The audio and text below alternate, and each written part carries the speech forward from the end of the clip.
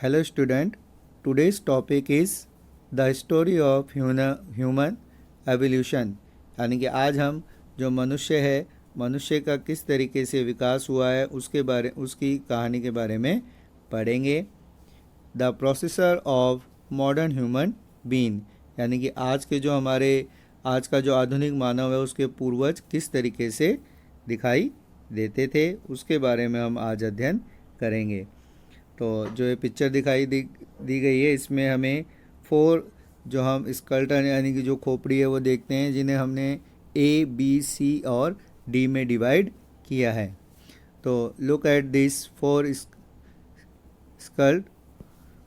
ए जो है वो बिलोंग टू द एपा, यानी कि जो ए जो खोपड़ी है वो वानर, यानी कि जो हम जैसे कहते हैं कि जो हमारे जो पूर्वज हैं वो बंदर के समान होते थे। जो ए से इंडिकेट जो हम खोपड़ी देख रहे हैं वो एपा यानी कि एक वानर से बिलोंग करती थी। B belong to the species known as Australopithecus. जो एस्थोलोपिथिकस थे उनकी नाम की प्रजाति से ये खोपड़ी बिलोंग करती थी। अगर देखा जाए तो जो बी खोपड़ी है वो जो ए खोपड़ी से अधिक विकसित मानी गई है। अब बात करें सी की, तो C belong the species known as Homo erectus, यानी कि होमो इरेक्टस जो ऐसे जो मनुष्य को माने हम, जो सीधे खड़े होकर चलने वाले आदमी थे, यानी कि होमो इरेक्टस जो थे वो खड़े होकर चलने वाले आदमियों में से माने जाते थे। जो सी नंबर की खोपड़ी दिख रही है वो होमो इरेक्टस की है, जो खड़े होकर चलते थे। Number D belong to the species known as Homo sapiens ऐसे मनुष्य थे जो सोच सकते थे, यानी कि थिंक, यानी कि वो सोच सकते थे। तो जो हमने ये 4 तरीके की जो स्कल्टन देखे हैं उसके अंदर हम ए को बिलोंग करते हैं एपा, यानी कि जो वानर के रूप में थे। सेकंड जो हम प्रजाति है उसको बिलोंग करते हैं, वो बिलोंग करती है एस्ट्रोलोपिथिकस नामक प्रजाति से बिलोंग करती है। थर्ड जो सी नंबर की है वो करती है होमो इरेक्टस, जो सीधे खड़े होकर चलने वाले मनुष्य के रूप में थे।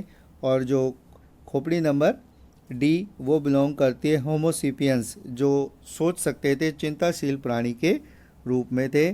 जो आज अगर हम देखें तो which is the all present day human being belong, जो आज हम जो देखते हैं तो वो जो नंबर डी है, जो होमोसिपियंस थे, हम उनके पूर्वज माने जाते हैं। आज का मनुष्य इस तरीके का माना जाता है। List as many similarity and differences than you notice looking creatively at the brain, cast, jaw and teeth। अगर हम देखें तो अगर हम देखें तो इसमें हमें कई ऐसी समानताएं भी दिखेंगी और डिफरेंसेस यानी कि अंतर भी दिखेंगे। अगर हम उनकी सूची बनाएं तो हमें पाएंगे कि जो इस स्कल्टन है, जो खोपड़ियाँ हैं, उसके अंदर हम देखेंगे तो जो इनके जो जबड़े हैं यानी कि जो इनके टीथ हैं उनको हम नोटिस करेंगे तो हमें डिफरेंट टाइप में मिलेंगे। ब्रेन केस यानी कि जो मनुष्य का जो ऊपर का जो इसका जो मस्तिष्क का जो खोल है, यानी कि जो ऊपर की जो बनावट है वो अलग दिखाई देगी। साथ ही साथ अगर हम देखें तो इनके जेब्स यानी कि जो जबड़ों की बनावट है, जो दांतों के जबड़े हैं उनकी जो बनावट है उसमें हमें डिफरेंसेस दिखेंगे। और टीथ यानी कि दांतों में हमें डिफरेंस दिखाई देगा। The differences of that you notice in the skulls show in the insulation of some of the change the came out as the result of human evolution. अगर हम इन सभी चीज़ों में जो अलग अलग जो खोपड़ियाँ हैं उनकी रचना में जो आकार हमें देखने को जो डिफरेंसेस यानी कि जो अंतर हमें देखने को मिल रहा है, उसका कारण है जो मनुष्य का जो एवोल्यूशन यानी कि जो मनुष्य का जो विकास क्रम है उसी के कारण इसमें हमें अंतर देखने को मिलता है। The story of human evolution is enormously long and somewhat complicated. अगर हम मनुष्य की जो विकास को देखें तो यह जो इसकी जो स्टोरी है वो बहुत ही लंबी और कॉम्प्लिकेटेड यानी कि जटिल उलझी हुई मानी जाती है कि जो मनुष्य का जो विकास क्रम है बहुत ही लंबे समय से चला आ रहा है और इसकी जो कहानी है बहुत ही कॉम्प्लिकेटेड यानी कि बहुत ही जटिल और उलझी हुई देखने को मिलती है। They are also many unanswered question. हमें जो कई ऐसी जो हम देखते हैं कि हमें इसमें से कई ऐसे हमारे दिमाग में प्रश्न उठते हैं जिनका आज तक अभी तक हमको आंसर यानी कि उनका उत्तर प्राप्त। Let's question and new data often lead to a revision and modification of earlier understanding. नए नए जो डेटाज हैं, नए नए जो आंकड़े हैं वो हमें प्राप्त होते जाते हैं जिनसे हम जो पुरानी जो हमारी चीज़ें हैं उनके बारे में हमें जानकारी मिलती रहती है। तो किस तरीके से जो नए नए परिवर्तन होते हैं जिससे हमें आने वाले समय में नई नई जानकारियाँ मिलती रहती है। Let's up look at some of the development and their implications more closely. और इस चीज़ को देखने के लिए कि मतलब किस तरीके से अलग अलग चीज़ों में परिवर्तन आए उन्हें गहराई से जानने के बारे में अब हम चर्चा करेंगे। It is possible to trace this development back to between 36 and 24 MYA.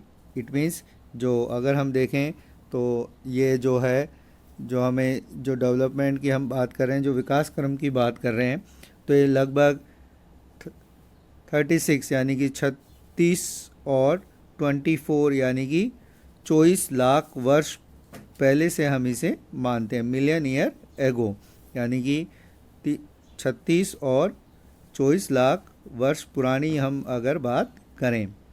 What sometime find the difficult of calculationly such long span of time। अगर हम देखें तो इस समय का जो कभी कभी हमारे लिए इतने लंबे समय के विस्तार की कल्पना करना बहुत कठिन हो जाता है। मतलब हम देखें कि जो हम बात कर रहे हैं 36 लाख साल पुरानी बात अगर हम कर रहे हैं तो हम ये सोचते हैं कि कई बार कि इतनी लंबी चीज़ों के बारे में हमें जानकारी प्रदान करना बहुत मुश्किल होता है।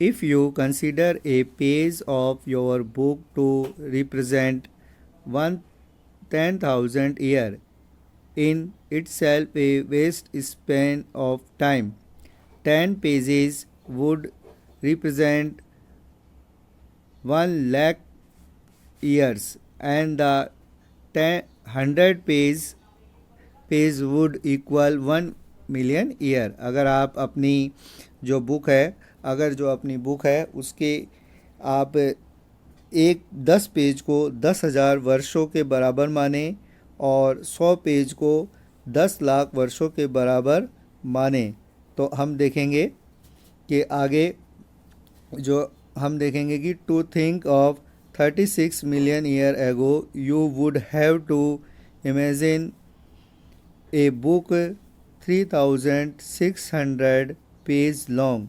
तो हम देखेंगे कि अगर हम 36 मिलियन ईयर एगो की बात करें तो आपकी जो एक बुक है उसके अंदर लगभग 3600 पेज होंगे, यानी कि इतनी बड़ी बुक होगी जिसके बारे में हमें जानकारी प्राप्त करनी है। That was the when primate, a category of mammals, emerged in Asia and Africa। और हम देखेंगे कि यह वह समय था जब एशिया और अफ्रीका के स्तनपायी प्राणियों में प्राइमेट नामक श्रेणी का उद्भव हुआ। यानी कि जो प्राइमेट नामक जो श्रेणी है यानी प्राइमेट नामक जो प्राणी हैं उनका उद्भव इस समय पर हुआ था। Subsequently by about 24 MYA means million year ago. There emerged on subgroup amongst primate called होमिनाइड। जो इनके साथ साथ जो श्रेणी है, जो प्रीमेट थे उनके जो उप श्रेणी के रूप में उत्पन्न हुए, जिसे हम होमोनाइड कहते हैं। होमोनाइड के नाम से उन्हें हम जानते हैं। दिस इंक्लूड एप्स, यानी कि ये जो एप्स है वो भी इसके अंदर शामिल थे। एप्स जिसका हमने जो ऊपर वर्णन किया था, जो फर्स्ट नंबर में देखा था हमने, एप्स यानी कि जो वानर है वो भी इसी के अंदर माने जाते थे। Apes and much later about 5.6 MYA we find evidence of the first hominid, यानी कि लगभग 5.6 मिलियन ईयर एगो हमें पहले जो होमोनिड प्राणी के अस्तित्व के साक्ष्य मिलते हैं।